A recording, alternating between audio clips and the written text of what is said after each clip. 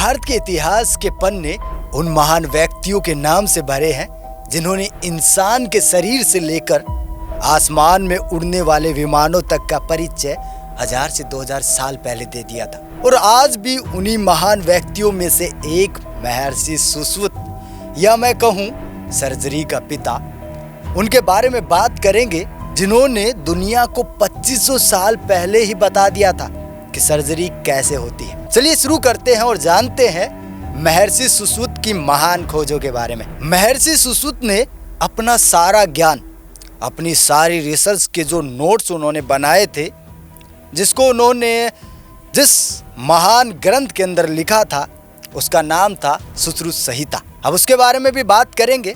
महर्षि सुश्रुत को शल्य चिकित्सा के जनक मतलब फादर ऑफ सर्जरी भी कहा जाता है। लगभग 600 ईसा पूर्व में उन्होंने सुश्रुत संहिता लिखी, जिसमें 186 अध्याय हैं और 300 से अधिक सर्जरी तकनीकों का वर्णन है।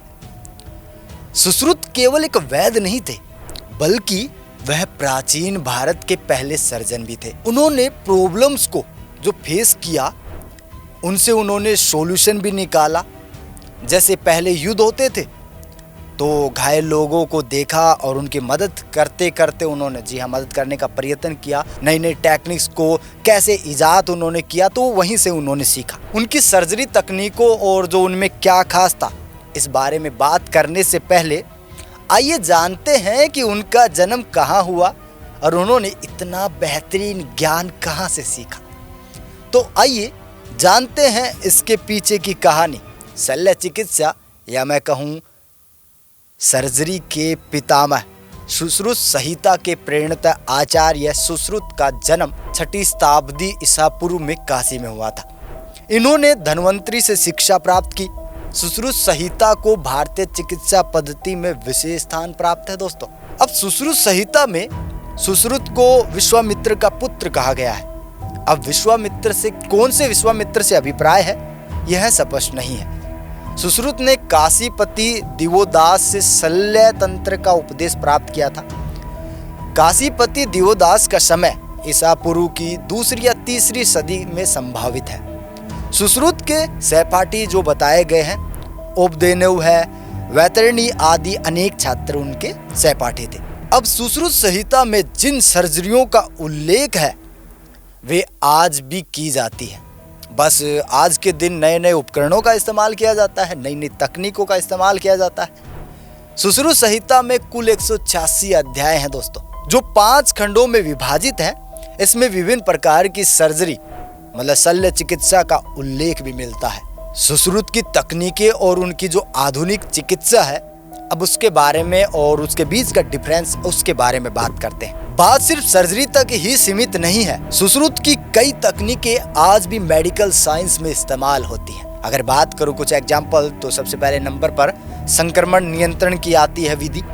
सुश्रुत जो जिन औजारों का इस्तेमाल करते थे, चाहे वो गर्म पानी के अंदर वो साफ करने का काम हो या हर्बल दवाओं से जो शुद्ध करने का काम हो, आज भी नए नए तरीके से नई नई दवाओं जो आजकल नाम अलग आ गए हैं उनसे इस्तेमाल किया जाता है। अब दूसरे नंबर पर अगर एग्जाम्पल की बात करूं तो एनेस्थीसिया। जी हाँ, प्राचीन काल में जड़ी बूटियों से मरीज को बेहोश किया जाता था।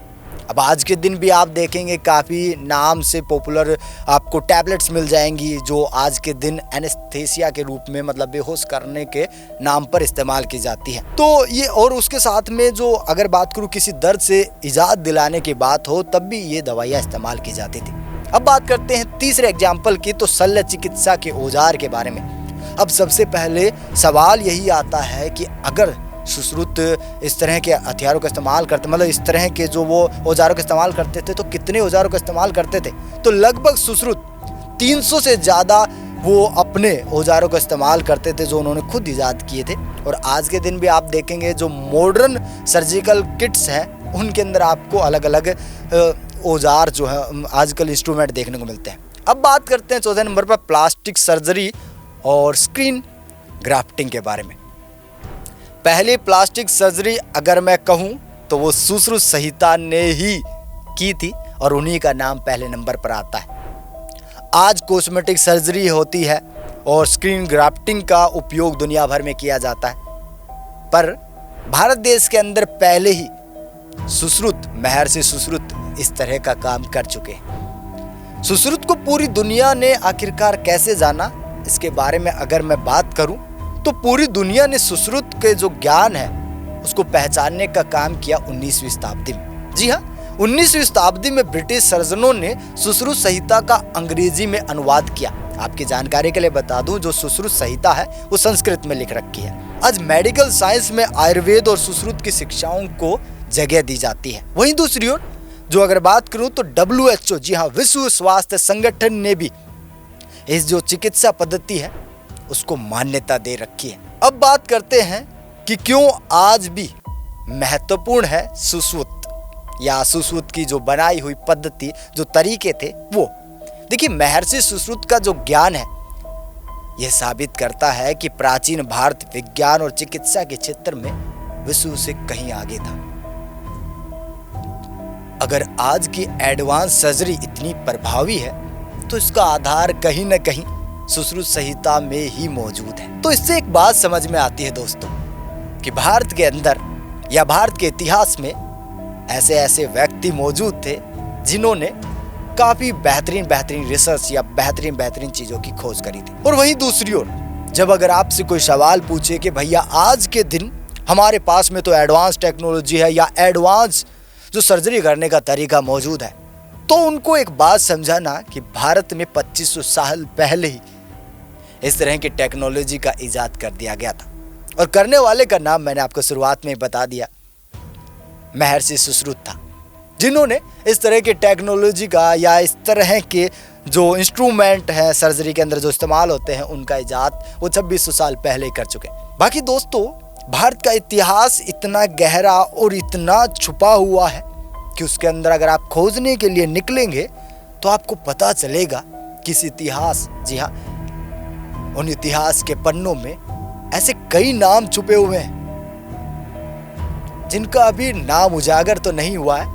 पर हाँ, हम इस सीरीज के अंदर जो हम लगातार अभी फिलहाल आपके सामने सीरीज लेकर आए हैं, इस सीरीज के अंदर हम तमाम बेहतरीन इतिहासकारों के बारे में बात करेंगे जो कहीं ना कहीं अभी फिलहाल इतिहास के पन्नों में छुपे हुए हैं, पर जल्द ही आपको इस सीरीज के माध्यम से देखने को मिलेंगे। तो दोस्तों, अभी के लिए फिलहाल इतना ही।